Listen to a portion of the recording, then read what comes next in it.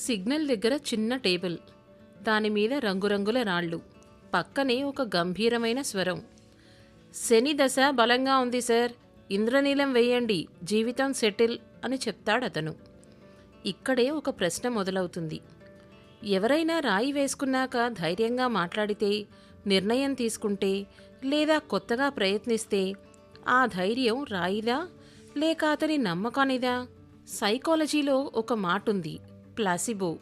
మీరు నమ్మితే మీలో శక్తి పెరుగుతుంది, శక్తి పెరిగితే ప్రయత్నం పెరుగుతుంది, ప్రయత్నం పెరిగితే ఫలితం మారుతుంది.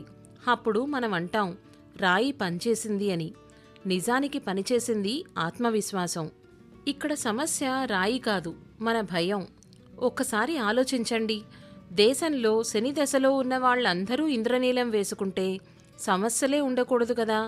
అందరూ వజ్రం వేసుకుంటే కోట్లాధిపతులే కావాలి కదా. కానీ వాస్తవం ఏంటి? ఎదుగుతున్నది ఎవరు? కష్టపడేవాడే.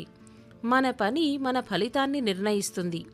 రాయి మీ బదులు ఇంటర్వ్యూ అటెండ్ అవ్వదు, రాయి మీ బదులు అప్పు తీర్చదు, రాయి మీ బదులు పరీక్ష రాయదు. కెంపు శక్తిని గుర్తుచేస్తే మంచిదే, ఇంద్రనీలం క్రమశిక్షణ గుర్తుచేస్తే మంచిదే. కానీ ఆ శక్తి, ఆ క్రమశిక్షణ ఉంగరంలో కాదు, మీ అలవాట్లలో ఉండాలి.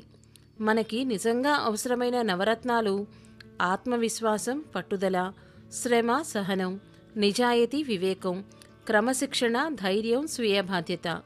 నక్షత్రాలు దారి చూపచ్చు, కానీ నడవాల్సింది మనమే. చివరిగా మీకు మీరే చెప్పుకోవాల్సిన మాట, ఉంగరం మారితే జీవితం మారదు, ఆలోచన మారితే మారుతుంది. రత్నం చేతిలో ఉండొచ్చు, కానీ భవిష్యత్తు మాత్రం మన చేతుల్లోనే ఉంటుంది. నిజమే కదా? సబ్స్క్రైబ్ చేసుకోండి.